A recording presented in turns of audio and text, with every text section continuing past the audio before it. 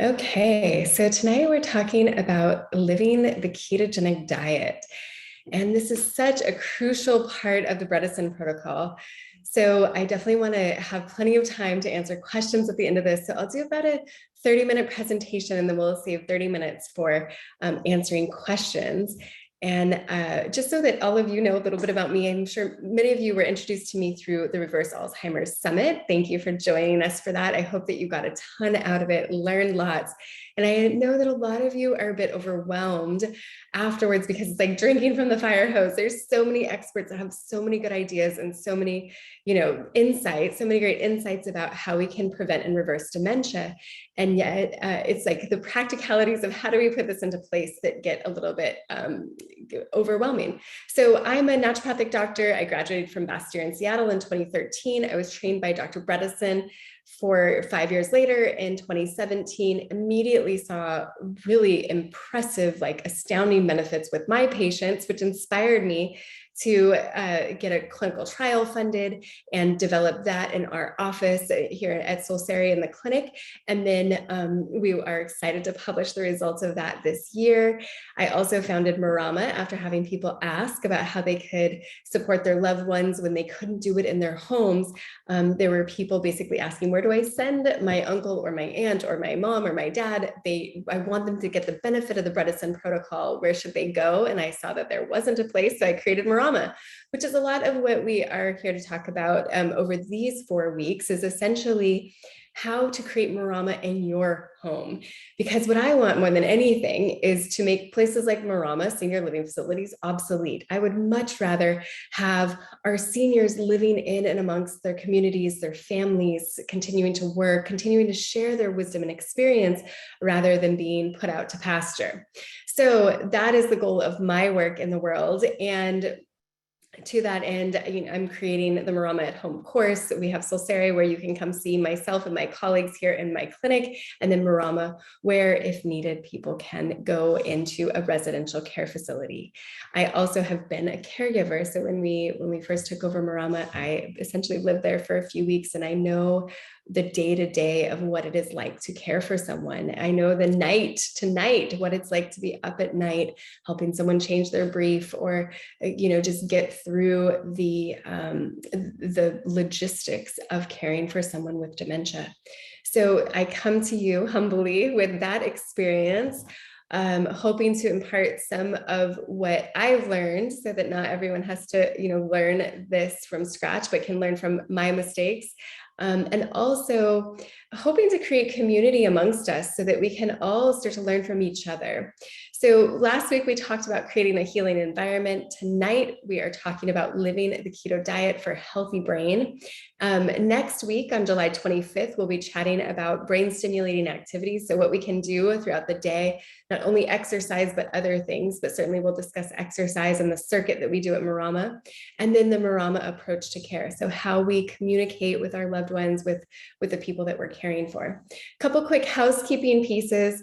The replays will be available for all 4 weeks. And I know we didn't get last week's up yet, but it will be up soon. And then the one for today, the one that right now, this one will be up very soon as well, hopefully within the next 24 hours. So you'll be able to go back, look at this, and take your time with the information. So we'll do a 30-minute presentation and then plenty of time for Q&A. What I'd appreciate is put all your questions in the Q&A. You're more than welcome. Please introduce yourself. Again, what we want to do here is create community. So please introduce yourself in the chat, but put your questions in the Q&A, because that is where I will go first as soon as I've gone through this quick presentation. So why are we here?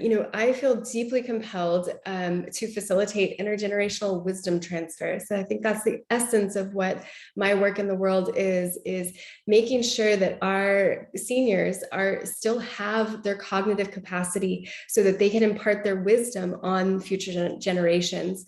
That's something I think our society it's a resource we are squandering at the moment, and an immensely valuable one at that. So my goal is to make sure that anyone who is at risk for dementia knows that there is a way to prevent it. And I want everyone to know that despite what neurology or your primary care provider might say to you, there are options for reversing dementia. We see it about 75% of the time in my clinic. Dr. Bredesen, they published their results of their clinical trial. They took 25 participants with MoCA scores of 19 and above through the Bredesen approach, what we're talking about here. And 84% of the time, they reversed cognitive decline. So these are just astounding statistics, really, really impressive and incredible. And yes, yes, yes, we need more data. We need more science. However, anyone who tells you that there's nothing that can be done for dementia other than Aricept and Namenda is factually, like, they're just wrong. So please don't listen, and let's dive into what you can do, what your options are. Also, just to speak to this, what are our collective values? How is that reflected in how we treat our seniors? How would we want to be treated as we age? What kind of community do we want to create? Is it one that just values youth, or is it one that values, again, that wisdom and experience of our elders, and it looks to incorporate those insights into the fabric of our society? And then what do we have to share? How are we collaborating? How are we co-creating this with the seniors that hopefully will benefit? So keto resources, I love, just going straight into keto. These are a few things that I keep at my desk around me and really like to share with patients, because it makes it so much easier to get into ketosis when you can measure. Also, the CGMs, the continuous glucose monitors, are another level of this, but the basics are a couple good cookbooks, the Neurogenesis Diet and Lifestyle, and the Alzheimer's Antidote. Both people, Brant Courtwright and Amy Berger, both people who you might recognize from the summit, the Reverse Alzheimer's Summit. Great information about why the ketogenic diet is so important to brain healing. And it's really this concept of switching the fuel. So instead of burning sugar, carbohydrates, glucose for fuel, we want your brain to burn fat for fuel. And that is so, so, so beneficial in kind of turning the lights back on and getting your brain to more efficiently make ATP, or that fuel that your brain runs on. So there's more energy for making memories, for remembering that word that you have trouble coming up with, remembering where you put your keys, or how to get home from the grocery store.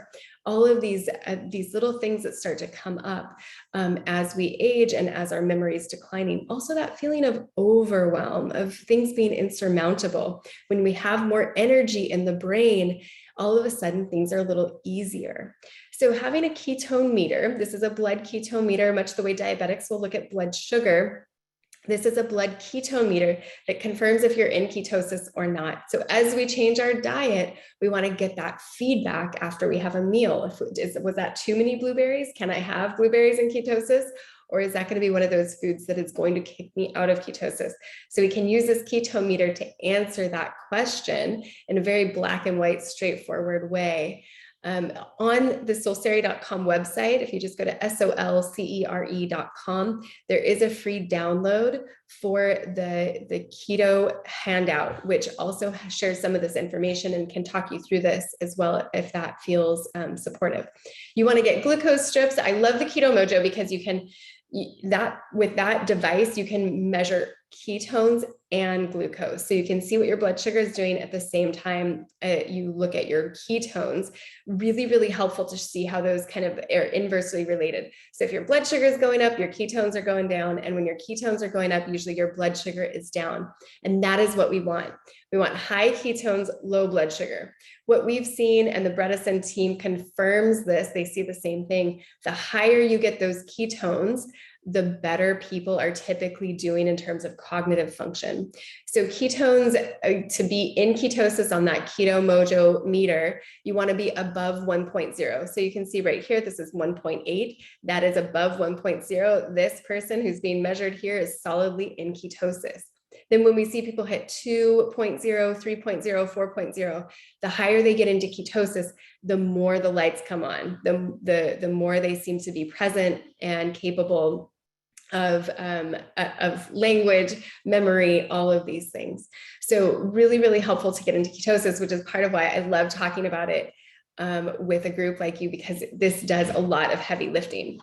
So really important to be connecting with a health coach or a provider of some sort, because the ketogenic diet is not for everyone. If you've had your gallbladder out, you want to make some considerations there and work with someone to individualize this approach. If you have high blood pressure, you have high triglycerides, this is actually perfect for triglycerides, but if you have high cholesterol, a lot of people ask questions, is this safe for me? What we typically see is if you get into ketosis, if you're successfully in ketosis, then your cholesterol will go up temporarily, but over time, as you burn fat for fuel, your cholesterol actually gets better. But there are lots of questions like this. What about my heart? Is this going to put my heart at risk? Should I be doing this if I have kidney disease? The answer is no. If you have significant kidney disease, you probably want to stay away from a ketogenic diet. But work with a health coach, work with a provider, make sure this is a safe diet for you.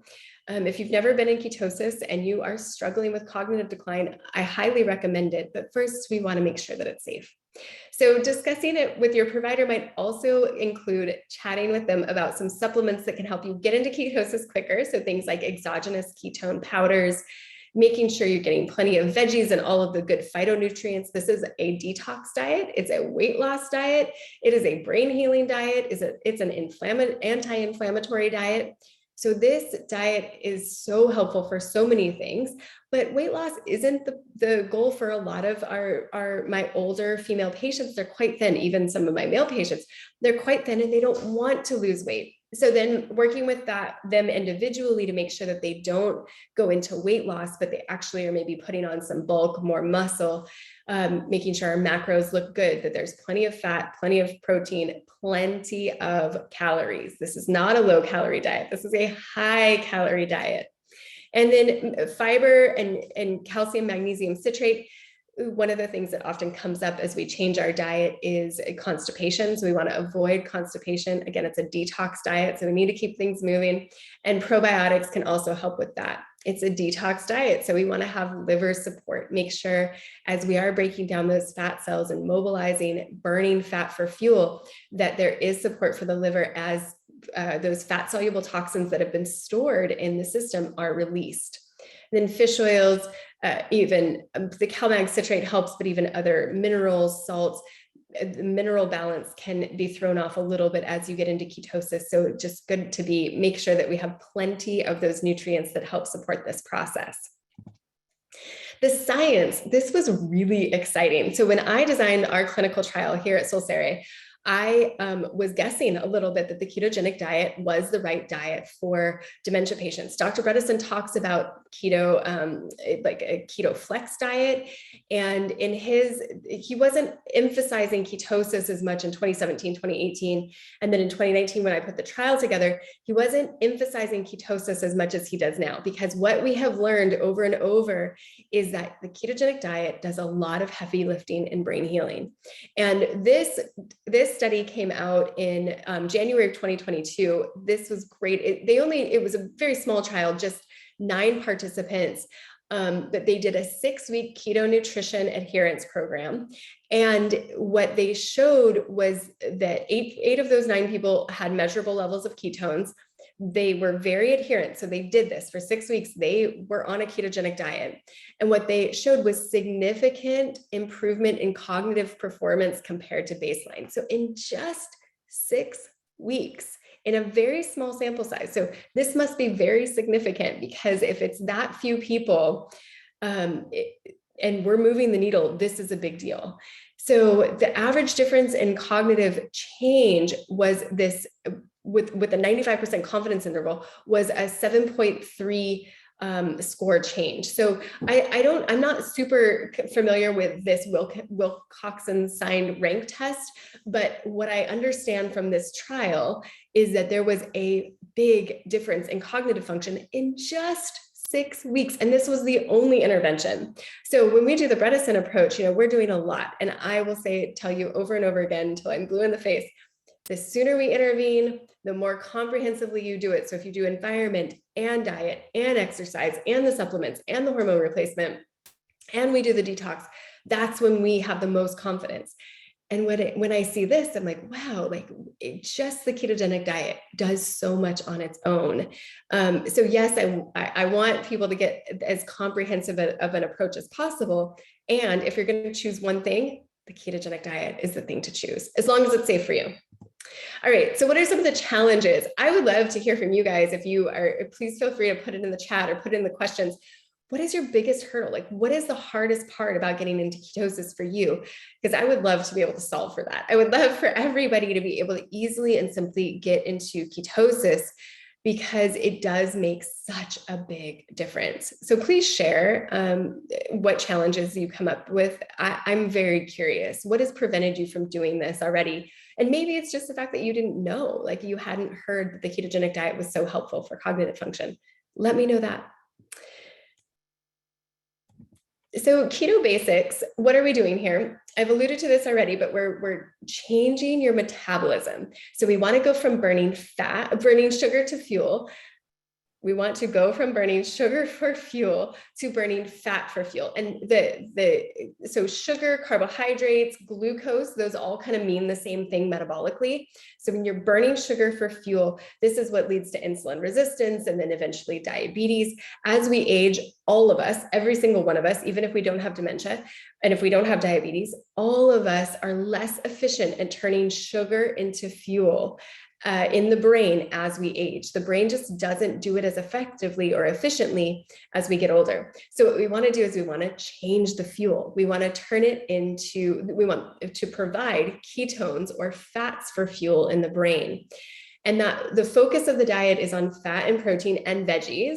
You want to restrict carbohydrates. So again, this isn't a calorie restriction diet. This is a carbohydrate restricted diet. And some people are really lucky and they can get away with having 50 grams of carbs a day. Other people need 20 or 30 grams of carbs to get into ketosis. And at the beginning, you may need to even limit those carbohydrates a bit more. Some people also will do some intermittent fasting. So that means basically waiting for more hours between meals. And this might look like stopping your last meal for sure. Bredesen is very clear about this. You want to have at least a 3-hour window between your last bite and going to bed. And this helps you get better sleep at night. Well, then you also may want to skip breakfast or have something like a bulletproof coffee, a high-fat coffee, something, or a tea in the morning instead of an actual meal. And then maybe just have 2 meals, an early lunch and then an early dinner. A lot of people will go in that direction, and you can do 16 hours of fasting. Even just 12 hours of fasting is a great place to start, like at least 6 to 6 or 7 to 7. 12-hour windows of fasting is a great place to start. If you can go towards 14 or 16 hours, a lot of people will get into ketosis a bit easier that way. So something to consider, but at least those 3 hours between dinner and bedtime. So what is required to get into ketosis? We want to rethink healthy, right? Because we were convinced in the 80s and 90s that this food pyramid put out by the government with all of these carbohydrates at the bottom as the base was a healthy diet, and that what we should give up was fats. And what we're learning is that that was actually a recipe for a societal problem with obesity and diabetes and dementias. Dementia, Alzheimer's is sometimes called type 3 diabetes, right? So when we have too much sugar arriving in the brain or anywhere else, it causes glycotoxicity. It causes damage to the capillary beds. It causes damage wherever that extra sugar turns up. It's almost like caramelizing your organs to have that much sugar around all the time. So it can be very, very detrimental. And we want to rethink a lot of what we were told about fats, because we vilified fats. And what happened instead is that we had more carbohydrates in our diet. And we want to get, even though they're healthy whole grains, carbohydrates all of the time are not necessarily good for us. The ketogenic diet is a fasting mimicking diet, and it's an ancestral diet. So when we think about our ancestors, our hunter-gatherer ancestors, they did not have carbohydrates available 24 hours a day, 7 days a week, the way that we do.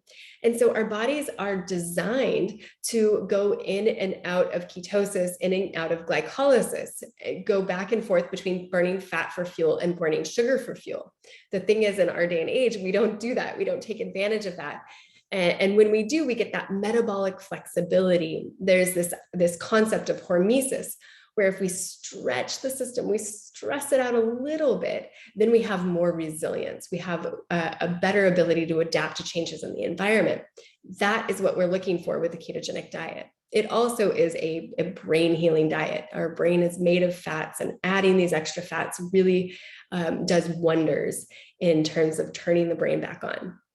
So check that box. We're rethinking healthy. We're thinking of fats, especially things like olive oils, our medium chain triglycerides.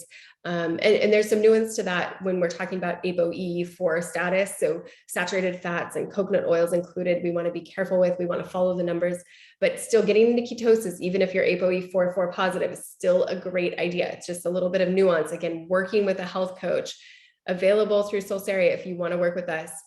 We have health coaching available to make sure we can individualize this and make it work for you.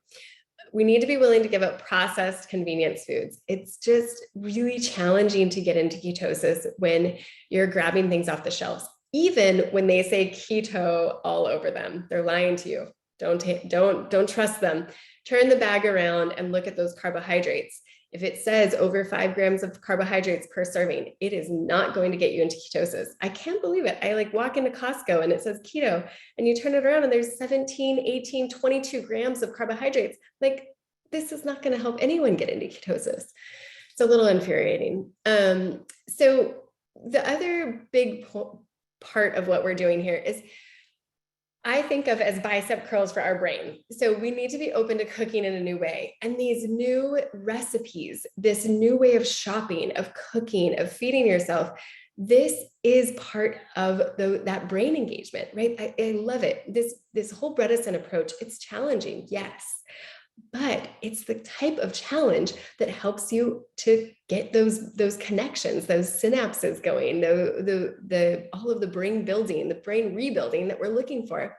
This is the perfect opportunity to challenge your brain, is to read recipes, right? This is all executive function, and this is very practical. So instead of doing crossword puzzles and Sudoku and getting better at those, which I totally am a fan of, do that too. But I just love the idea that with changing your diet, changing the way that you cook, changing up those recipes and maybe even what grocery stores you shop at, this is all this new patterning for your brain. Plus you're maintaining that independence. When you cook for yourself, that's one of those primary things, right, of maintaining independence, which is what we want for all of our seniors. I also recommend a commitment to the process. This is not always easy. There are a few days of feeling absolutely terrible for some people. For me, I was in ketosis not that long ago, and I don't eat donuts. I can't even remember the last time I had a donut. I could not stop thinking about donuts for an entire day, because my body was just craving sugar and my brain was craving sugar. And I had to go through that detox. And it wasn't easy. I had lots of snacks around that were totally ketogenic. So I just grabbed those, drank lots of water, and got through it. But it is still a process. And your brain is overwhelmingly screaming that it wants sugar for a couple of days, typically. And then when you get up and over that, on the other end is all of the benefits of being in ketosis, which is usually better sleep, more energy. I get an extra hour in my day when I'm in ketosis. It's phenomenal. So I encourage you to just kind of hang in there through the process. What to let go of? I think there's a lot of misunderstanding about the ketogenic diet. So you do not feel hungry and deprived. Maybe for a couple of days, I felt deprived of donuts. But hunger and deprivation are not part of this. Typically, once you're in ketosis, you actually feel very satisfied with very little food. You also don't need to be in a place where you're imagining this is all going to be meal replacements and shakes and bars. This can be really good, wonderful whole foods.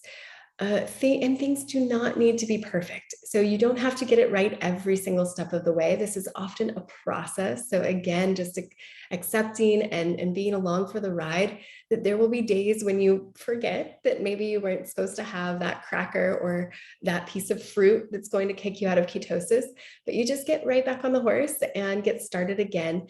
And as you keto adapt, it'll be easier and easier to get back into ketosis. You don't need to shop at fancy stores or buy fancy ingredients.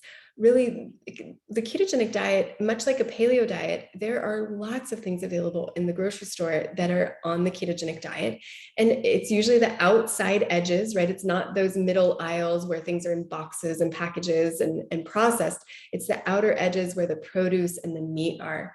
And so we want to really focus on those. And that is available in most grocery stores. So, or all of them, really, it should be. It's not, this is when we talk about food deserts, if you're familiar with that concept, when people don't live around an actual grocery store, but there's just mini marts and it's only processed food available, that is really a challenge. But for the most part, you should be able to walk into your local grocery store and find the foods that will get you into ketosis. So what are ketones doing? They are essentially a super fuel in the brain. So fats, ketones are made from fats, and medium chain triglycerides, like are found, that MCT oil, like what is found in coconut oil, this is very quickly turned into ketone and beta hydroxybutyrate. And so these are really, really helpful for just delivering that fuel to the brain to help with cognition. There's also omega-3s, and omega-3s are helpful. They basically help us create the layers around the cell, so the wall of the cell, and then also protecting the genetic information in the nucleus. And so those omega-3s are incorporated into that phospholipid bilayer. And these help to prevent inflammation in 3 to 6 months when those cells are turned over. They also help to reduce inflammation sometimes within 30 minutes of swallowing them. So omegas are really, really important part of this. Certainly if there's any traumatic brain injury history, we want to do lots of omegas. For most of us, we want to do maybe 2 to 5 grams of omegas, the EPA and DHA. So not all omega-3s, but EPA and DHA in particular. And then cholesterol has been vilified. Cholesterol is not all bad. We want enough cholesterol, especially as we age. This is important for wound healing. It's important as the backbone of our sex hormones and of our stress hormones. When I see some people on statins who have a total cholesterol in the 130s, I worry about depression, again, about wound healing. And so it's important to have enough cholesterol in the system, make sure that that number isn't getting too low. Of course, we don't want it too high either, but a cholesterol in the mid 200s, in my opinion, as long as your fractionated lipids are under control, a cholesterol above 200, I think is totally okay for the vast majority of my patients. Again, work with your provider, health coach, to make sure that that's right for you. We want to make sure that you are getting plenty of proteins and amino acids. So this might come through a collagen powder, it might come through animal protein. I do recommend animal protein when you're going into ketosis. It's not always appropriate for everyone, it might not be the best advice for the entire planet, but for people struggling with cognitive decline, having plenty of animal protein, good high quality grass-fed organic beef, bison, lamb, perhaps, then the good high quality poultry and wild caught salmon. Those are sardines, anchovies, mackerel, herring. Those also can be really good. I tend to forget them because I can't stand them. I will eat wild salmon, but not the others. So I don't always say them, but they are fantastic if you don't mind the taste. So lots of good animal protein, some dairy. Now dairy is inflammatory, and you'll hear Dr. Bredesen say to stay away from dairy. When you're getting keto adapted, when you're getting into ketosis, I recommend giving yourself a little grace there and having some dairy and plenty of animal protein. Once you're keto adapted, we can fine tune and get you on an even more anti-inflammatory diet. But in that first month or so, what we're really focused on is just getting you into ketosis and keeping you there so that your brain gets the benefit. The goal is not to stay in ketosis for the rest of your life. The goal is to go back and forth between ketosis and glycolysis, burning fat for fuel and burning sugar for fuel. So just getting you there. And sometimes, we want enough variety that you are satiated and that you're successful. So plenty of protein, plenty of amino acids. These are critical. So I don't want to forget to say that amino acids are the backbone of your neurotransmitters. So things like tyrosine, which turns into dopamine. Tyrosine also turns into thyroid hormone.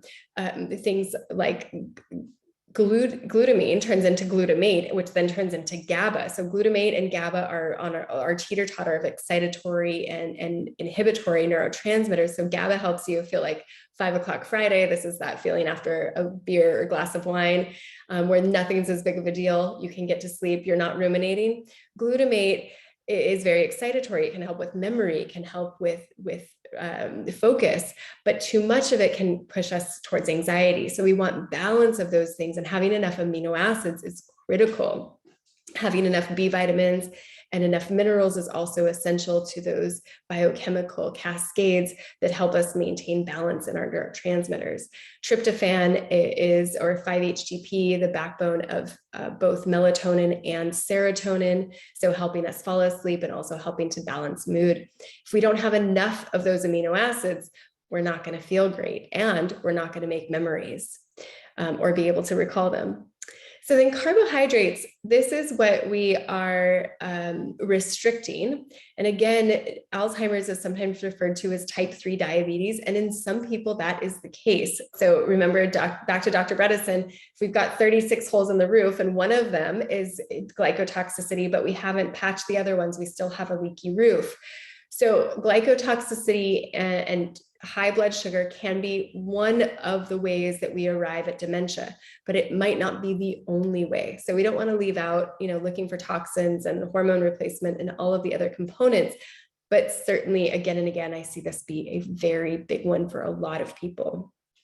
Insulin and sugar, we talked a little bit about how as we age, we are less and less sensitive to insulin. Insulin opens, the way I think of it, it's like the key that goes in the lock that opens the door. So sugar can go from the blood into the cell and be turned into fuel, ATP in the cell. So that key gets sticky, that insulin doesn't work anymore. So now the door isn't opening as easily.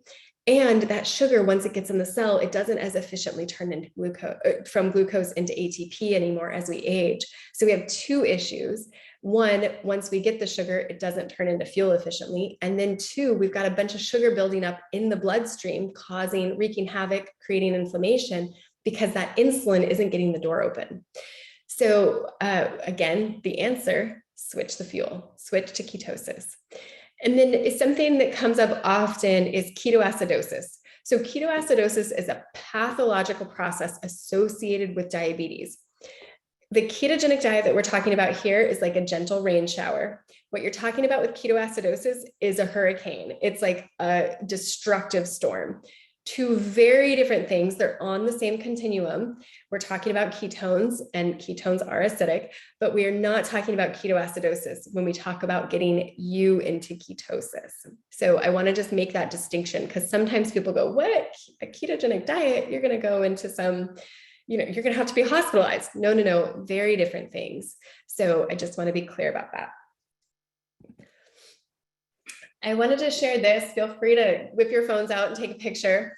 This is a classic menu from Marama. So what I'm hoping to share with you tonight is kind of what we do at Marama is we offer an organic ketogenic diet. So everyone who moves into Marama doesn't have to worry about how to get into ketosis. And it's such a luxury. I wish everyone had access to this. But basically the idea is that what's in front of you, what is served is an organic ketogenic diet. So what shows up on the plate every breakfast, snacks, dinner, lunch, every time we eat, it is organic and ketogenic, keeps people in ketosis.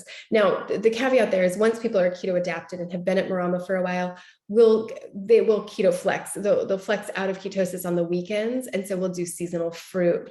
But we'll do some sweet potato. We'll add a little bit of carbohydrate once people are keto adapted, because again, no one should be in ketosis for the rest of their lives, just as no one should be in glycolysis for the rest of their lives. We want metabolic flexibility, that ability to go back and forth. So I hope that you feel a little bit inspired by this. I'm sharing slides from the caregiver training course that we offer, the Marama at Home caregiver training course. So if you're finding this helpful and you want access to more recipes, more ideas, more support with this, you have a few different options. One is the Marama at Home Caregiver Training Course, and then 2, health coaching. Health coaching is by far the highest value thing that you can do. If you are at all feeling overwhelmed by this Bredesen approach, get a health coach. If a doctor isn't in town, isn't nearby, if that feels expensive, getting on the diet, doing the lifestyle pieces, that is 80% of this Bredesen approach. And the health coaches are the least expensive way to get the most bang for your buck. They are going to help you with all of the nitty-gritty details of changing the lifestyle that's going to get you the biggest impact. So if you want help with that, there's a slide at the end, and I'll share the link. It's Solcere, SOLCERE, solcere.com, and you can talk to Whitney and she'll connect you with one of our health coaches. So the questions that come up are like, well, okay, so what do I eat? What are our options? And these are some of the things that we do at Marama. I love going over there because the food is so delicious and they're always making something fun and exciting and creative. Eggs are great if you can tolerate them. Eggs on the ketogenic diet are, I mean, just a hard-boiled egg. Deviled eggs are fantastic and keep it fun, and all paprika and all the spices and the different ways that you can flavor them. But even just a hard-boiled egg with some sea salt is a great snack on a ketogenic diet.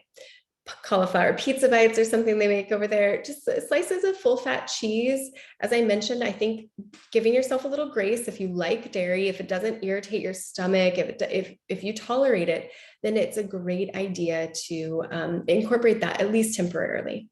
Superfood meatballs, we do lots of smoothies over there, of course, keeping them unsweetened, and without a lot of fruit. Lots of green juice, love the green juices. We'll do homemade protein bars and put those either, some are baked in the oven and some just go in the fridge, kind of like the fat bombs, which I'll give you a good fat bomb recipe. I made some of those with my daughter this weekend and it was so fun. She loves them.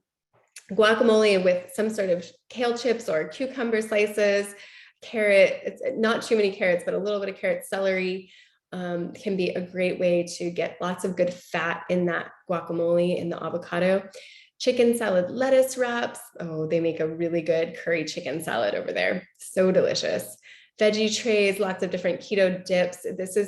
Spices are a way to make a lot of different things make a lot of the same things taste different. So when I'm in ketosis and really all the time, I do a lot of ground beef or ground poultry and put different spices on it, grilled asparagus, broccoli, cauliflower, green beans, any of these things. I can eat them multiple times a week, but I just put different flavored spices on them. And one of the tricks there is I think around the world, like, okay, do we want to do Asian flavors tonight? Or do we want to do more Italian? Or do we want to do maybe Indian flavors or Mexican flavors, put some cilantro and lime on something? So that helps me to keep it exciting. So I'm not getting sick of the same foods, but I'm able to make things quickly, easily, get in a groove and stick with it. So some nuts are higher in carbohydrates than others, like macadamia nuts. A few of those can be really good. Yogurt, you want to make sure, of course, it's unsweetened Greek yogurt, high fat, high protein. And then grain-free granola you can make out of flax seeds, chia seeds. Typically, you're going to use seeds instead of grains, like oats or something.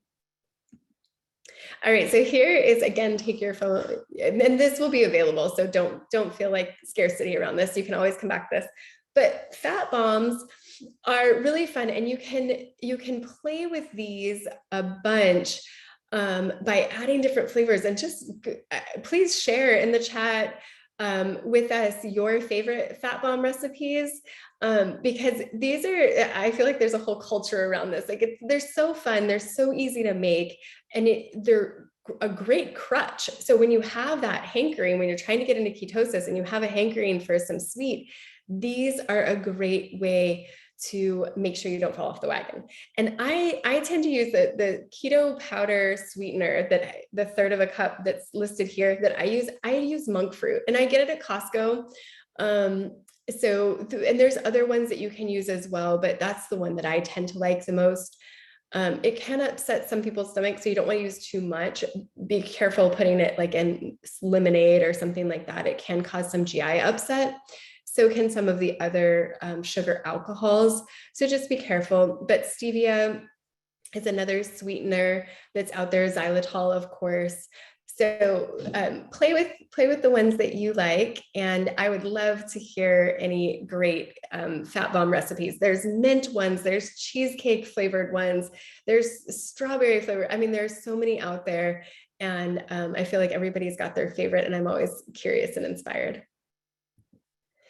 All right, so then meal planning. I want to just remind everyone to make time for this because makes a world of difference when it comes to execution and being successful. Making sure you have enough time allocated for not only choosing the recipes and cooking them, but shopping, creating the shopping list, making sure you feel organized. Sometimes I do need to run to a couple different stores to get everything I want. And if that's too much for you, making sure that you know everything that you need is available in the place that you're going. Do you need additional supplies? Do you need a food processor or a new blender? Is there some support that you need to make sure that you can get the most out of this? The Instapot is something that I use a ton. I also have a stainless steel air fryer, convection oven, oven, I think too. It does all kinds of things. It's amazing, but it's all stainless. My mom has an air fryer and it's plastic. I'm scared to use it. No plastic in the kitchen. But stainless, I feel safe with, and having the air fryer for broccoli, it's so quick and easy. Broccoli, cauliflower, and asparagus, so fast. I love that. And then prepping ahead, making sure you have some time, going to the grocery store, getting things washed, put away, maybe sliced and diced so that it's quick and easy, especially if you're juggling things all week long. So I love this. I love eating keto. I get so much out of it personally. Again, like I said, I get another hour in my day because I sleep so much better. And then I'm awake in the mornings. I feel great on it. And so many people do. I know it's a little challenging to get there. I've been through it, but watching my patients basically like go from looking like wilted plants to like these flowering beings, it's really a privilege. And I just want everyone to get the benefit of it. So I'm excited to jump into the Q&A here. For anybody if you're getting a lot out of this, if this feels valuable to you, then maramaathome.com is the 11 module caregiver training course, some of which I just did here. In that, I go through our keto handout as well. We go through some other recipes. So there's a lot more. And then of course, there's 10 other modules on different topics. So if this is valuable to you, then please head over to maramaathome.com and take a look at that. I'd love to have you over there. And then soulsari.com is where you can find out more about health coaching. For a couple people a year, I will go to them. Unfortunately, right now, we don't have space at Marama. You can always get on the waiting list for Marama. That's helpful for us because it helps us to show people that there's interest, and that will help us expand faster. But unfortunately, we don't have any available beds at the moment. So the offering that I have instead is that I will come to you and help you set this up in your home if it is valuable to you.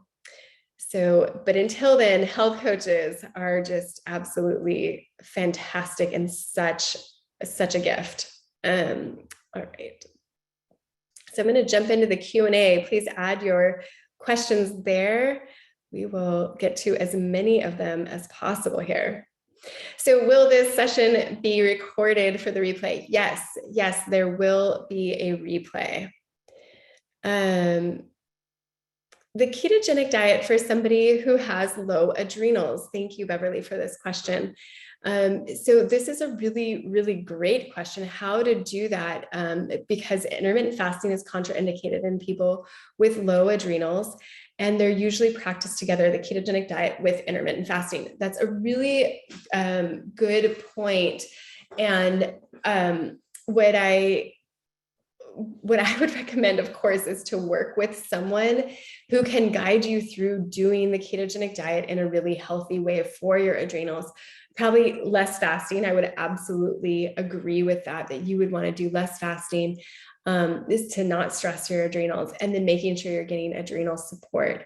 So definitely finding a way to individualize this so that it's safe for you. However, I do think that the benefits of being in ketosis could be actually really beneficial for someone who's struggling with a little bit of adrenal fatigue or low adrenals. And then of doing that in with a comprehensive sort of approach and making sure you have plenty of support. Hopefully that is helpful. Thank you for letting me know that chat was disabled. I'm so sorry. I didn't know that. Now I see that there are none there. So that makes more sense. How often should people get in and out of ketosis, from Cynthia? So what I recommend is if you have cognitive decline, I would recommend going into ketosis as quickly as you can and basically staying in ketosis for 3 to 6 months, solidly for 3 to 6 months. Get the brain benefits. And then after that, you want to go to switching with a paleo or a Whole30 diet. So adding things like I was mentioning, seasonal fruits, maybe some of the more starchy vegetables, some of the nuts, quinoa, maybe some oats, not adding pizza and alcohol, but having really still a very good healthy diet, but going back and forth between burning sugar for fuel and burning fat for fuel. For people with dementia, I recommend spending 4 to 5 days a week in ketosis long term, and then 3 to 4 days out of ketosis, 2 to 3 days out of ketosis with a paleo or a Whole30 diet. For someone who is preventing dementia, maybe a month quarterly, going into ketosis for 1 month every quarter, or even one week a month, having some regular plan that you're on. It's so easy to fall out of it and not get back in. So whatever you need to do to schedule yourself so that you're regularly getting into ketosis. So a ketogenic diet is not safe for someone with chronic kidney disease. What should be done instead to improve cognitive function? The rest of the protocol. So making sure you're working with someone, usually a naturopath, can definitely help you with chronic kidney disease. So we see reversal of that as well. It's just a matter of making sure that you're on the right things and you're not doing anything else to harm the kidneys. So get that kidney improvement and then hopefully be able to get into ketosis. And what can be done to improve cognitive function? Yeah, again, it's the rest of the Bredesen protocol. So all of the other components, and then making sure that there's a really good healthy diet that's maybe not ketosis, not ketogenic, but still very healthy. What strains of probiotics help people with constipation? Again, this would be something that you probably would want to discuss with a provider, but with my basic story around probiotics is high dosing. So 100 billion per cap is what you want to look for. Not many are that high, but you want high variety. So as many different species as possible, high dose, high variety, and take it with food. Is a ketogenic diet appropriate for a man with type 2 diabetes? Absolutely, yes. One of the ways, there's actually a whole very successful company called Verta, VERTA, that is all about getting people with type 2 diabetes on a ketogenic diet to reverse their type 2 diabetes. The side effects of a ketogenic diet are better sleep, more energy, the reversal of type 2 diabetes, and the reversal of dementia. So the ketogenic diet is highly effective for type 2 diabetes. Past history of kidney stones. This is a good question. It should not be an issue. Kidney stones always makes me wonder about a parathyroid adenoma right away, especially if there's osteoporosis as well. But kidney stones can be a couple things going on there. So making sure you're working with a provider who can understand why the kidney stones, what happened there. I just had my gallbladder out. What considerations do I need to make in terms of diet? So people who have had their gallbladder out often will have a little bit more trouble processing fats. And so there are quite a few things that you can do. One, you can spread the fats out, so not have as much like bolus fat, probably don't have fat bombs. You'll have to find other things, but have less fat. During your eating window, you may want to be eating more frequently. So having less fat all at once, but having it more frequently, and then potentially taking some digestive enzymes is another thing to consider. It's absolutely possible to get into ketosis without a gallbladder, but you probably want to work with a health coach to make sure that you're doing it in a way that is sustainable and works well for you. You're curious about how From Mabel, I'm curious about how the ketogenic diet might impact my already low blood pressure. Yeah, good question. So typically for low blood pressure, this is an adrenal thing often, and I would recommend minerals. So making sure that you're getting plenty of minerals. And then that can help to modulate blood pressure, bring that up.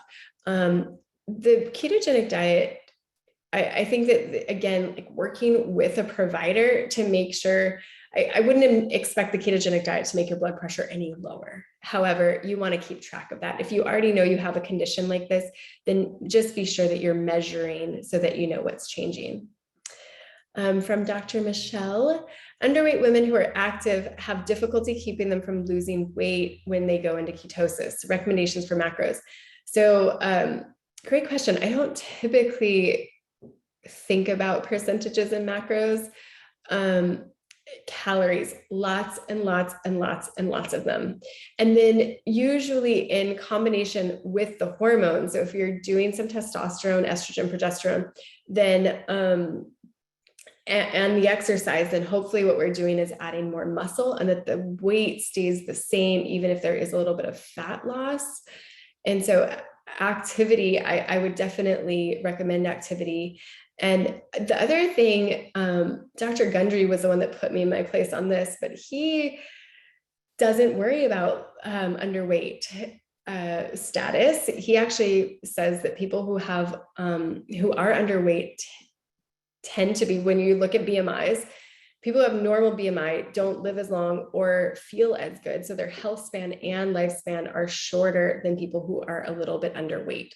So he encouraged me to stop worrying about it, even though even saying that, I like hesitate and I worry. I'm like, oh gosh, what are we doing to people, making them more frail? But we shouldn't be. With the ketogenic diet, people should not be becoming more frail. They should become stronger. They should have more energy. So they should be getting the exercise. And if they're on the hormones, they should actually be getting stronger and less frail, even though their weight might change in terms of their body composition. Is fruit not ketogenic? Diet is not ketogenic. What fruits are okay? So great question, Eric. Most fruits they contain glucose or fructose, and they will raise your blood sugar. And so the majority of fruits you want to avoid, particularly the really sweet things like the tropical fruits like mango and banana and pineapple. These are very high in sugar. Your watermelons, your melons are very high in sugar. The fruits that are usually okay are the berries, your dark berries, and they are so full of good anthocyanidins, your phytonutrients. They're really good for the vasculature. They're packed with great nutrients and fiber. So your blueberries, blackberries, your not as much strawberries, but your raspberries. And then the best thing to do is to know if you're having too much is to either have the continuous glucose monitor or that ketone meter so that you keep an eye on that. So our biggest concern is weight loss and muscle mass for my husband on the Bredesen protocol if he starts a ketogenic diet. So yeah, this does come up quite a bit, is that concern around weight loss. And so I definitely recommend that if you're concerned about that, make sure you're doing the entire Bredesen protocol and you're on the hormone replacement, because that will help with muscle mass if you have enough testosterone in the system. And then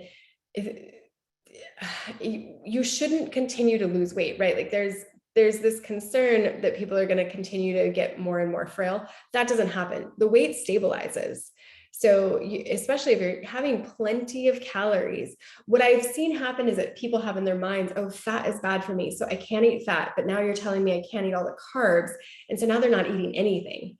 But if you're getting a lot of protein and veggies and fat, then there shouldn't be weight loss. There might be a little bit of change in body composition, but you should stabilize at a healthy weight if there are plenty of calories coming in. So not wanting to have to measure whether you're in ketosis because it sounds too complicated. I get it. It's the easiest way to know for sure if you're in ketosis or not. I don't typically have patients measure long-term. Those ketone strips are expensive. They can be about $2 a piece, depending on where you're getting them from. So you don't want to be measuring ketones forever, but what you want is just to get that feedback a few times about, okay, yeah, that zucchini kicked me out of ketosis, or those pistachios kicked me out of ketosis. I can't have that many, or I can't have that much, or I can't have that at all. You just want those answers. And I don't find it that complicated. Just pricking your finger. I know, but this is the kind of stuff I nerd out about. So you can totally try to get into ketosis without it. If you crave sugar for 2 days and then after that you feel like the lights turn on in your brain and you have way more energy and there's unicorns and rainbows, then you probably got into ketosis and you don't need to measure it. But if you're struggling, then that is a resource for you. What was the level of ketosis in the patients in our study? How high is the goal? Over 1.0 is the goal on the Keto Mojo. So yeah, that's what we're aiming for, over 1.0 on the Keto Mojo. If you have an autoimmune disease, my assumption is you should restrict your keto recipes to AIP, the autoimmune paleo approved ingredients. I worry about people who are on AIP and keto and FODMAPs. All of a sudden you can't eat anything. And I think that people need variety in the foods they eat. And if you're going towards in the direction of, restricting more and more foods from your diet, I don't think that's the healthy orientation. You want to be going in the opposite direction of incorporating more and more, not processed foods, but, if you're taking out more and more kind of the paleo foods, that makes me concerned. You may want to work with a provider on the autoimmune disease. We can reverse dementia. We can certainly reverse autoimmune disease in functional medicine practices. That's kind of like their bread and butter. So I highly recommend working with someone and maybe trying to reverse that autoimmune disease so that you're not so concerned about that. And then you can go into ketosis and add some of those other foods back. From an anonymous attendee, is the keto diet safe long-term? I don't recommend the keto diet long-term. I recommend going in and out of it. I do not think that it is safe to be in long-term, just like it's not safe to be in glycolysis or burning carbohydrates for fuel long-term, which is what all of our society does. So I think that being in ketosis long-term is probably as risky as being in glycolysis long-term. And what we really want is to go back and forth. Net carbs. So different people are different in terms of what they can tolerate in terms of carbs. Usually it's between 20 and 50 grams of carbs per day that gets most people into ketosis.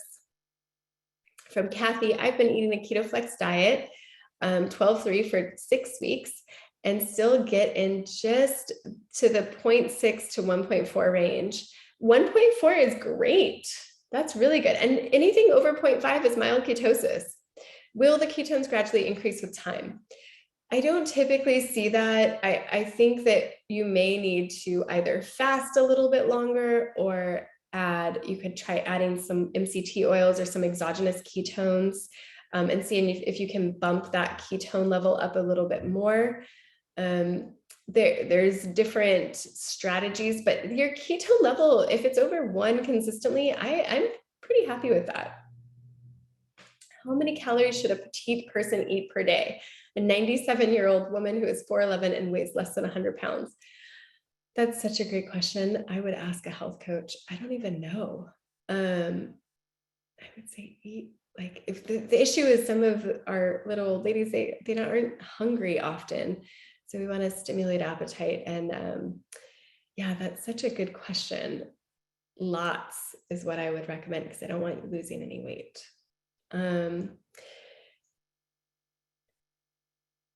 So I am going to wrap up here, but I'm going to take one more question from Jacqueline here.